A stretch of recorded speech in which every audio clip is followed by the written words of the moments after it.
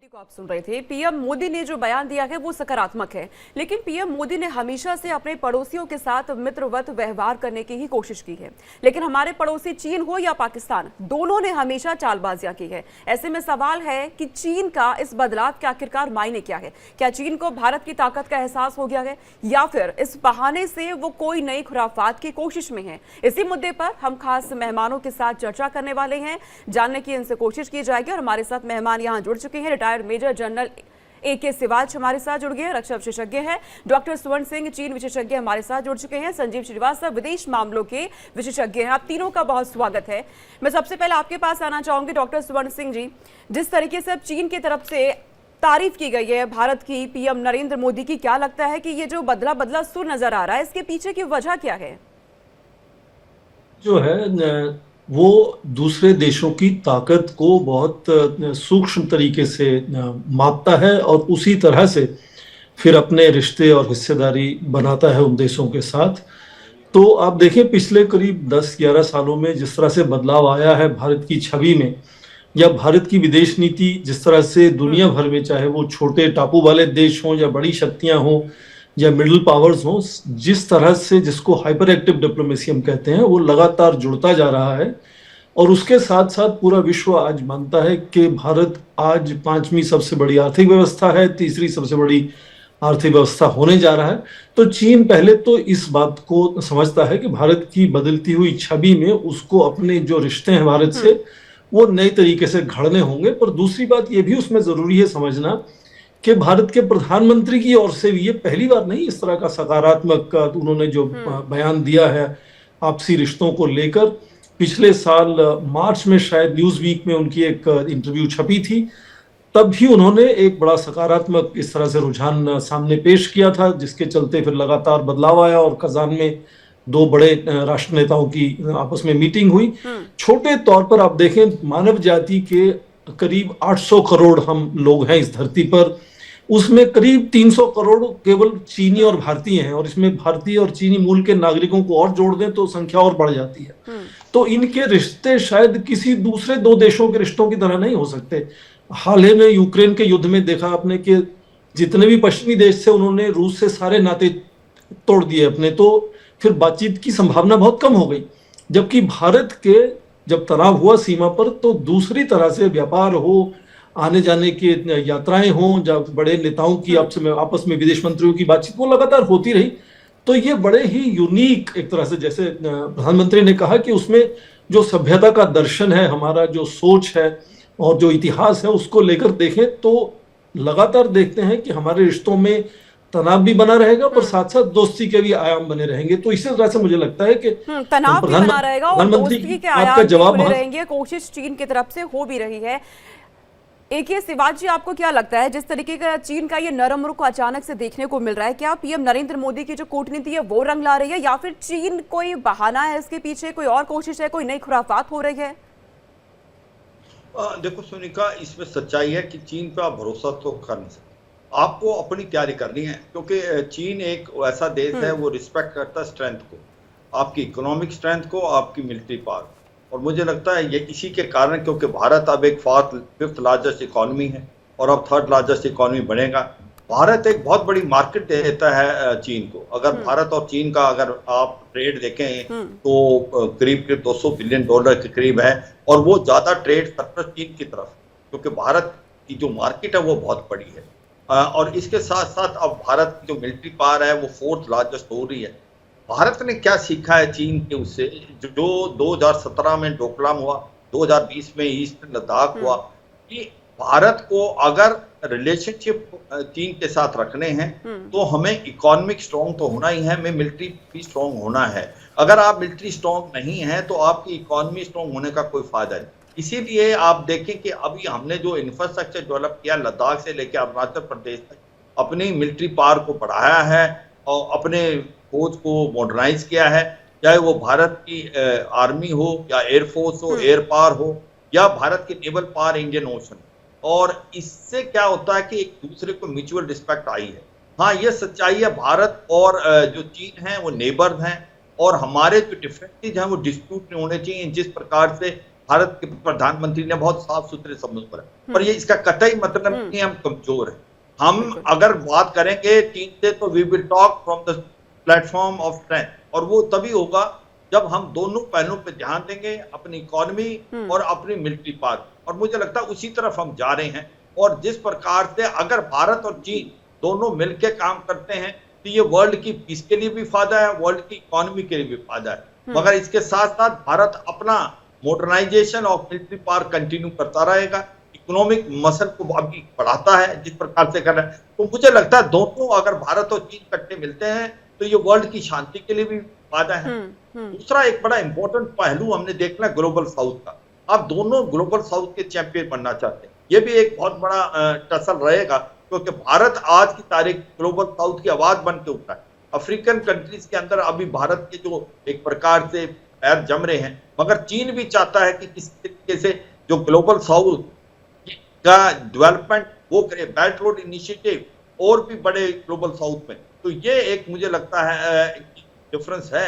दूसरा जो कि इंडियन ओशन में चीन अपना दबदबा बढ़ा रहा है। चीन के अगर आप देखें नेवल पावर बहुत ज्यादा तेजी से बढ़ रही है, उसकी सबमरीन्स और न्यूक्लियर पावर सबमरीन्स और फ्रिगेट वो हरदम 15 से 20 आपके इंडियन ओशन में होती है। तो ये एक चिंता का विषय है भारत के लिए। भारत इसकी तरफ ध्यान दे रहा है, इसीलिए भारत क्वाड का मेंबर है अमेरिका, ऑस्ट्रेलिया और जापान के साथ। तो ओवरऑल मैं ये कहूंगा कि भारत और अगर चीन के रिलेशन अच्छे होते हैं तो दोनों देशों को फायदा है, मगर हमें भरोसा नहीं करना है, हमें अपनी यानी कि चीन के इस बयान पर पूरी तरह से भारत को भरोसा नहीं करना है। संजीव श्रीवास्तव जी, क्योंकि आप विदेश मामलों के जानकार हैं, जिस तरीके से अब भारत की ताकत आगे बढ़ रही है, तमाम देशों का एहसास हो रहा है, क्या चीन को भी अब इसका एहसास हो चुका है? और यहाँ पे AK सिवाज जी ने बड़ी बात कही कि भारत तो एक बड़ा मार्केट चीन को देता है, और ये ऐसे वक्त में बयान आया है जब चीन और अमेरिका के बीच टैरिफ वॉर चल रहा है। जी सोनिका जी, देखिए भारत के प्रधानमंत्री श्री नरेंद्र मोदी के नेतृत्व का ये जो नया भारत है वो चाइना के साथ पोजीशन ऑफ स्ट्रेंथ के साथ डील करता है। और चाइना के अनेकों जो मनूवर्स के विरुद्ध भी हमने एप्रोप्रिएट मेजर्स लिए हैं, चाहे वो गलवान की हिंसा के बाद जो मिरर डिप्लॉयमेंट को करने की बात हो, उसके पहले यदि आप 2017 में डोकलाम की जो घटना हुई थी उस समय भी हमने जो एक बहुत ही संकल्पबद्ध तरीके से 73 देश का स्टैंड ऑफ किया था और उनको पीछे हटने पर मजबूर कर दिया था। और आज का ये जो नया भारत है वो न सिर्फ मिरर डिप्लॉयमेंट करता है बल्कि अपनी बॉर्डर एरियाज के इंफ्रास्ट्रक्चर डेवलपमेंट प्रोग्राम को भी टाइम बाउंड मैनर में उसको मजबूत किया जा रहा है, उसे बढ़ाया जा रहा है। इंटरनेशनल कोलैबोरेशन क्वाड का जो इनिशिएटिव हो, आसियान के साथ हमारे अपने संबंध हो, और इसी तरीके से जो वैश्विक लीडरशिप को लेकर के जाहिर है कि भारत विश्व के अनेक लोकतांत्रिक राष्ट्रों के साथ अपने संबंधों को गहरा कर रहा है। तो इससे निसंदेह भारत की जो पोजीशन ऑफ स्ट्रेंथ है और भारत का जो ओवरऑल डिफेंस पॉस्चर है वो सशक्त और मजबूत हुआ है। और चाइना एक ऐसा राष्ट्र है सोनिका जी की जो कि शक्ति के सामने तो वो सिर झुकाता है, लेकिन वो कमजोरियों को एक्सप्लॉइट करने से नहीं चूकता। और उसकी जो रणनीतिक थिंकिंग है उसमें डिसेप्शन यानी धोखा देना भी उसका एक इंटीग्रल पार्ट रहा है। वो सुंजू की फिलॉसफी से गाइड होते हैं, मिडिल किंगडम की फिलॉसफी पर चलते हैं और चाइना ड्रीम की बातें अब सी जिनपिंग करते हैं। तो चाइना के जो महत्वाकांक्षाएं हैं वो बड़ी हैं। चाइना के राष्ट्रपति शी जिनपिंग मैं कहूँ तो अति महत्वाकांक्षी नेता है। वो 2049 तक पूरे विश्व में नंबर 1 पावर बन जाना चाहते हैं। तो ऐसे में मेरा ऐसा मानना है कि चाइना के साथ जो भी हम बातचीत आगे और नेगोशिएशंस और डायलॉग और समझदारी डेवलप करेंगे वो पोजीशन ऑफ स्ट्रेंथ के साथ ही करेंगे, और तभी ये संभव भी हो सकता है। कमजोरी आप यदि दिखाएंगे तो चाइना उसको एक्सप्लॉइट करने से नहीं चुकेगा, ये फैक्ट ऑन द ग्राउंड है। इतना कहने के बाद सोनिका जी एक बात मैं अवश्य कहना चाहता हूँ कि देखिए भारत और चाइना विश्व के 2 सबसे बड़ी जनसंख्या वाले राष्ट्र हैं। दोनों एंशिएंट सिविलाइजेशंस हैं, दोनों विश्व की मेजर इकोनॉमीज हैं, दोनों पड़ोसी राष्ट्र भी हैं। और यदि भारत और चाइना के बीच में एक विजडम प्रिवेल करता है, एक समझदारी विकसित होती है जो कि हाल के समय में दिख रही है, और जो बॉर्डर के एरियाज के जो इश्यूज थे, जो डिसएंगेजमेंट की जो प्रक्रिया है वो कंप्लीट कर ली गई है, डीएस्केलेशन की तरफ बातें चल रही हैं, SR लेवल की टॉक्स भी अब शुरू हो गई हैं, कैलाश मानसरोवर की यात्रा और इसी तरीके के जो रिवर के डाटा शेयरिंग को लेकर के भी अनेक सहमतियां बनी है। तो ये बड़े सकारात्मक घटनाक्रम है। और यदि भारत और चाइना अपने संबंधों को बेहतर तरीके से मैनेज करने में सफल होते हैं, तो इससे अच्छा कुछ नहीं हो सकता। और ये न सिर्फ भारत और चाइना की विशाल आबादी के लिए ये फायदेमंद होगा, बल्कि पूरे विश्व में भी एक ऐसा अच्छा सकारात्मक संकेत जाएगा। जब हम एक नए शीत युद्ध की आशंकाएं देख रहे हैं, तो ऐसे में यदि भारत और चाइना अपने संबंधों को बेहतर करते हैं, तो ये पूरे विश्व के लिए भी एक भारत अच्छा मैसेज और होगा। चीन के संबंध अच्छे होते हैं तो पूरे विश्व में एक अच्छा संकेत ये जाने वाला है। डॉक्टर स्वर्ण सिंह जी, क्या चीन नए सिरे से भारत के साथ अपने संबंधों को ठीक करने की अब ये कोशिश कर रहा है, या फिर ये समझे कि भारत की डिप्लोमेटिक ताकत जिस तरीके से बढ़ रही है, इसका डर अब चीन को कहीं ना कहीं है?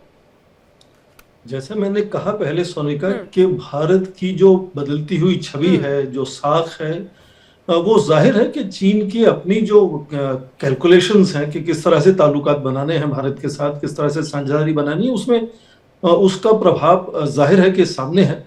जनरल श्रीवास ने कहा कि भारत बहुत बड़ी मार्केट है चीन के लिए, और वो मार्केट और भी ज्यादा अहम हो जाती है जब आप देखते हैं कि अब राष्ट्रपति डोनाल्ड ट्रंप टैरिफ्स बढ़ाते जा रहे हैं चीन के विरोध में। तो आज यदि आप देखें कि भारत का निर्यात सबसे ज्यादा होता है अमेरिका, यूनाइटेड स्टेट्स को, पर हम आयात सबसे ज्यादा करते हैं चीन से। तो यदि आप 5 पहले देशों की एक सूची बनाएं कि कहां से भारत बड़ा आयात करता है, तो चीन का जो हम आयात करते हैं वो अगले 4 देशों का कुल मिलाकर उससे भी ज्यादा है। तो जाहिर है कि चीन की जो निर्भरता है एक तरह से भारत पर, खासकर जब उसका संकट सामने आता है अपने अमेरिका के साथ संबंध, व्यापारी संबंधों को लेकर, तो भारत की अहमियत जाहिर है कि बढ़ जाती है। और दूसरी बात, जैसे हम कह रहे हैं कि भारत तीसरी सबसे बड़ी अर्थव्यवस्था बनने जा रहा है, तो क्या होगा कि पहली बार इतिहास में दूसरी और तीसरी बड़ी अर्थव्यवस्थाएं जो है वो विकासशील देशों की होगी, जहां की पर कैपिटा इनकम कम होगी, पर जो जीडीपी है वो बहुत बड़ी एक मात्रा में होने वाली है। तो क्या ये अंतर्राष्ट्रीय स्तर पर जो तरीके हैं आपस में संबंध, हिस्सेदारी बनाने के, उसको एक नया अध्याय शुरू कर सकते हैं दोनों देश। उसके चलते ना केवल इन दोनों देशों में ये नई सोच उभरती हुई नजर आ रही है कि आपस में तालमेल अच्छा होना चाहिए, बल्कि पूरे विश्व में, खासकर ग्लोबल साउथ की जैसे जिक्र हुआ, वहां ये अपेक्षा है कि ये 2 देश आपस में तालमेल अच्छा बनाए। पर यह भी बात सच है कि चीन के प्रति चौकन्ना तो रहना ही पड़ेगा। जाहिर है कि किसी भी 2 देशों में कभी भी इतनी ज्यादा दोस्ती नहीं हो सकती कि कोई भी चिंता का विषय ना रहे। खासकर तेजी से बदलते हुए जो समाज है, यहाँ के उभरती हुई एक तरह से तकनीकी ताकत है, इनकी आर्थिक व्यवस्थाएं हैं, इतने तेजी से हो रहे परिवर्तन में आपसी जो तालमेल है उसमें अनजाने में भी संकट खड़े हो सकते हैं। जिस तरह से आपने देखा कि इनकर्शंस जो हमारी सीमा पर हैं, जो राष्ट्रपति शी जिनपिंग के आने से पहले 80 या 100 के आसपास होती थी, फिर बढ़कर 200 हुई और फिर 2020 में 600 के करीब पहुंच गई थी। तो ये आपकी मंशा खराब ना हो तो भी संकट खड़े हो सकते हैं, क्योंकि बदलाव बड़ी तेजी से आ रहा है।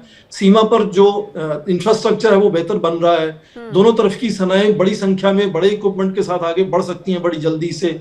तो ये परिवर्तन के चलते भी, चाहे मंशा अच्छी भी हो, तब भी चौकन्ना रहना पड़ेगा चीन के प्रति। परिवर्तन हो रहा है विकास के साथ साथ, यहाँ नजर ये भी आता है कि तनाव बना रहता है, लेकिन दोस्ती की कोशिश भी एक शिवाजी हो रही है। तो भारत के साथ जो दोस्ती की कोशिश अब चीन कर रहा है, क्योंकि मंशा सबको मालूम है, चालबाजियां चीन करता है, अभी भी ये कोशिश हो सकती है, तो ऐसे में वो कौन से बिंदु है जहां भारत को संभलने की कोशिश होगी? बिल्कुल, देखो 3-4 चीजें कि भारत और चीन कंपटीटर हैं, और क्योंकि हम एक प्रकार से रीजनल पावर भी एक दूसरे के साथ कंपटीशन है, और जो चीन है वो तो एक प्रकार से यूनिवर्सल पावर है, वो एक प्रकार से कंपटीटर यूएस का भी। हमें देखना है कि चीन की जो चाल एक है कि भारत को दबाने के लिए वो पाकिस्तान को बहुत ज़्यादा हथियार देने लगा है। अभी लास्ट 6 साल में 80% जो हथियार पाकिस्तान को मिले हैं वो चीन से मिले हैं। चीन से उसको एक प्रकार से लेटेस्ट एयरक्राफ्ट मिलने हैं कि 4th जनरेशन 5th जनरेशन की बात हो रही है, J-35 की बात हो रही है। उनकी जो नेवल है उसको भी मॉडर्नाइज कर रहा है चीन।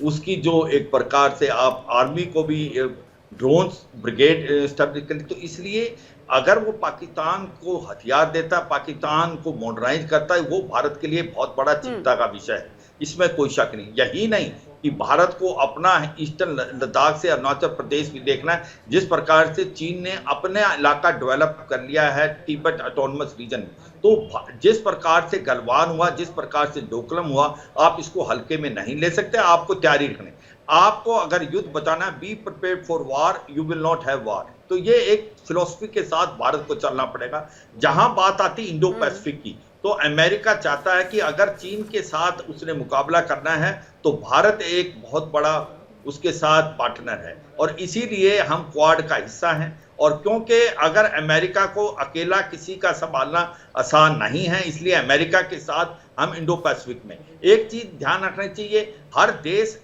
एक्सपेंड करना चाहता है, मगर कुछ होते हैं एग्रेसिव, कुछ होते हैं दूसरों के उस पे। चीन की ये है, जिस प्रकार से उसने इंडो पैसिफिक के अंदर 9 डैश लाइन बनाई और एक प्रकार से पूरा अपना बॉर्डर चेंज कर दिया, 80-90% जो इंडो पैसिफिक अपने नाम कर दिया। इसका मतलब उसकी प्रॉब्लम एक ही देश से नहीं है, सबसे, इंडोनेशिया, मलेशिया, ब्रुनेई और आपका वियतनाम, फिलीपींस। तो चीन की यही बड़ी प्रॉब्लम है, आप कभी पूरा भरोसा नहीं कर सकते चीन पे।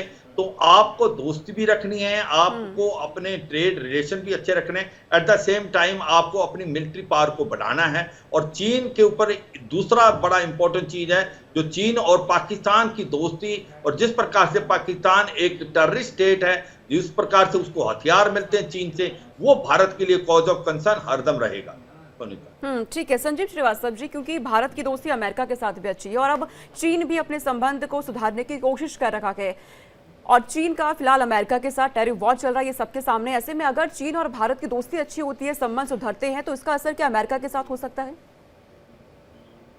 देखिए, भारत और चाइना के संबंध सुधरते हैं तो जाहिर है कि ये एक अपने आप में एक बड़ी ताकत होगी, और ये दोनों देशों के जो राष्ट्रीय हितों को और अधिक सिक्योर करेगा, मैं स्पष्ट रूप से मानता हूं।